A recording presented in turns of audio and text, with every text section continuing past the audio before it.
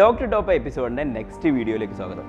കഴിഞ്ഞ വീഡിയോയിൽ നമ്മൾ ഡിസ്കസ് ചെയ്തിരുന്നു നീറ്റിൻ്റെ എക്സാം ആവുന്ന സമയത്ത് നമുക്ക് ഉണ്ടാവുന്ന ചില അസുഖങ്ങളെ കുറിച്ച് ഡിസ്കസ് ചെയ്തിട്ടുണ്ട്. ജസ്റ്റ് ലൈക്ക് ഹെഡ് ഏക്ക്, വയറുവേദന, അതിനുള്ള കാരണങ്ങൾ നമ്മൾ ഡിസ്കസ് ചെയ്തു.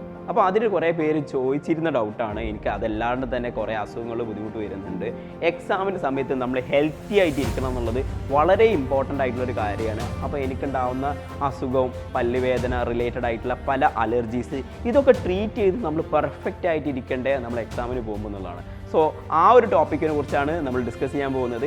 എക്സാം ആയിരിക്കുമ്പോൾ നമ്മളെ ഹെൽത്ത് എങ്ങനെ ആയിരിക്കണം എന്നുള്ളതാണ് ഇന്നത്തെ ഡോക്ടർ ടോപ്പ് എപ്പിസോഡിൽ നമ്മൾ ഡിസ്കസ് ചെയ്യാൻ പോകുന്നത്. സോ നമുക്ക് ടോപ്പിക്കിലേക്ക് കിടക്കാം. എക്സാം ആയിരിക്കുമ്പോൾ നമ്മൾ എത്രത്തോളം ഹെൽത്തി ആയിരിക്കണം. ബിഫോർ ഗോയിങ് ടു ടോപ്പിക്, നമുക്കറിയാം നമുക്ക് റെഗുലറായിട്ട് പല അസുഖങ്ങളും വന്നുകൊണ്ടിരിക്കാറുണ്ട്.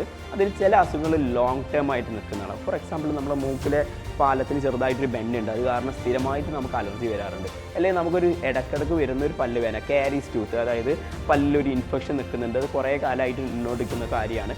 സോ ഇതേപോലെയുള്ള അസുഖങ്ങളൊക്കെ നീറ്റ് എക്സാമിന് മുന്നേ ട്രീറ്റ് ചെയ്ത് ഞാൻ കംപ്ലീറ്റ് ചെയ്യണം എന്നുള്ളതാണ് കുറേ ആളുടെ ഡൗട്ട്.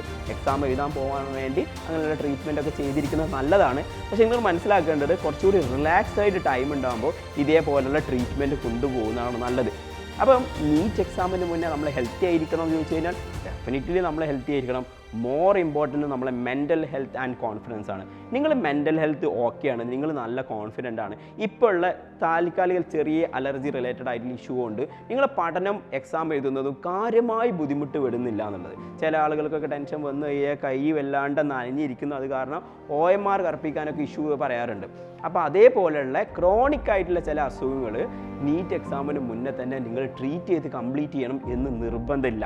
അപ്പോൾ വളരെ ക്ലിയറാണ് ഞാൻ പറഞ്ഞിരിക്കുന്ന കാര്യം. നിങ്ങൾ കുറച്ച് കാലങ്ങളായിട്ട് ബുദ്ധിമുട്ടായി കൊണ്ടുപോയിരിക്കുന്ന കാര്യങ്ങളാണ്. നിങ്ങളുടെ ബോഡി ചിലപ്പോൾ ആ അസുഖത്തിനോടായിട്ട് അഡ്ജസ്റ്റഡ് ആയിരിക്കും. ചില ആളുകൾക്ക് അതൊരു ഷോൾഡർ പെയിൻ ആവാം, ചില ആൾക്ക് നെക്ക് പെയിൻ ആവാം, ബാക്ക് പെയിൻ ആവാം. അപ്പോൾ ഇതെല്ലാം ചികിത്സിച്ച് മാറ്റിയിട്ട് നീറ്റ് എക്സാമിന് പോവുക എന്നുള്ള കാര്യത്തിനെ കുറിച്ച് ആലോചിച്ചിരുന്നാൽ നിങ്ങൾ ചിലപ്പോൾ മെൻ്റലി ഡിസ്ട്രാക്റ്റഡ് ആയി പോകുന്നതാണ്. അപ്പം ഇതേപോലെ ചില അസുഖങ്ങളൊക്കെ കൊണ്ട് എക്സാമിന് പോകുന്നതിന് യാതൊരു ബുദ്ധിമുട്ടില്ല. ക്രോണിക് ആയിട്ടുള്ള പല അസുഖങ്ങൾക്കും നമ്മുടെ ബോഡി അഡ്ജസ്റ്റഡ് ആയിരിക്കും. എക്സാം കഴിഞ്ഞിട്ട് ഒരുപാട് സമയം നമുക്കുണ്ട്.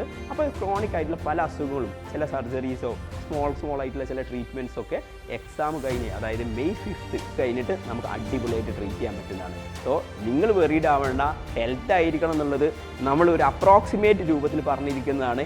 ഹെൽത്ത് ഏറ്റവും കൂടുതലായിരിക്കുന്നത് എന്നുള്ള മെൻ്റൽ ഹെൽത്താണ്. അപ്പോൾ ആ മെൻ്റൽ ഹെൽത്തിനെ കുറിച്ച് നിങ്ങൾ വളരെ കോൺഫിഡൻ്റ് ആയിരിക്കാം. നിങ്ങളെ മെൻ്റൽ ഹെൽത്ത് സ്ട്രോങ് ആണെങ്കിൽ ഫിസിക്കലി നിങ്ങൾക്ക് എന്ത് ബുദ്ധിമുട്ടുണ്ടെങ്കിലും സ്ട്രോങ് ആയിട്ട് നിങ്ങൾക്ക് എക്സാം എഴുതാൻ പറ്റുന്നതാണ്. അതിന് ഞാനൊരു എക്സാമ്പിൾ പറഞ്ഞാൽ, കഴിഞ്ഞ വർഷം അതിന് തൊട്ട് മുന്നത്തെ വർഷം നമ്മളൊരു സ്റ്റുഡൻറ്റ് പനി വന്നത് കാരണം, അതായത് ചിക്കൻ ബോക്സ് പനി വന്നത് കാരണം രാത്രി തീരെ ഉറങ്ങിയിട്ടില്ല, ഭയങ്കര ബുദ്ധിമുട്ടായിരുന്നു. പക്ഷെ നന്നായി റിവൈസ് ചെയ്തിരിക്കുന്ന ഒരു പേഴ്സൺ ആയിരുന്നു.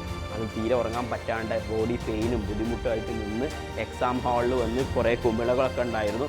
അതൊക്കെ സഹിച്ചുകൊണ്ട്, ആ വേദനയൊക്കെ സഹിച്ചുകൊണ്ട് എക്സാം എഴുതി നല്ലൊരു മാർക്കാണ് സ്കോർ ചെയ്തിരിക്കുന്നത്. ഈവൻ എയിംസിലടക്കം അഡ്മിഷൻ കിട്ടി, ഇപ്പോൾ കാലിക്കറ്റ് മെഡിക്കൽ കോളേജിൽ പഠിച്ചുകൊണ്ടിരിക്കുകയാണ്. സോ താൽക്കാലികമുള്ള ചില അസുഖങ്ങളൊക്കെ നമ്മൾ മെൻ്റൽ സ്ട്രെങ്ത് കൊണ്ട് നമുക്ക് ഓവർകം ചെയ്യാൻ പറ്റും എന്നുള്ളതാണ്. ഇപ്പോൾ ക്രോണിക് ആയിട്ടുള്ള എൻ്റെ കൺക്ലൂഷൻ ഇത്രേ ഉള്ളൂ. ക്രോണിക് ആയിട്ടുള്ള പല ചികിത്സകളും നിങ്ങൾ ഇപ്പോൾ എടുത്ത് കഷ്ടപ്പെടേണ്ട, അതൊക്കെ May 5th എക്സാം കഴിഞ്ഞിട്ട് നമുക്ക് അടിപൊളിയാക്കാനുള്ളതാണ്. Thank you.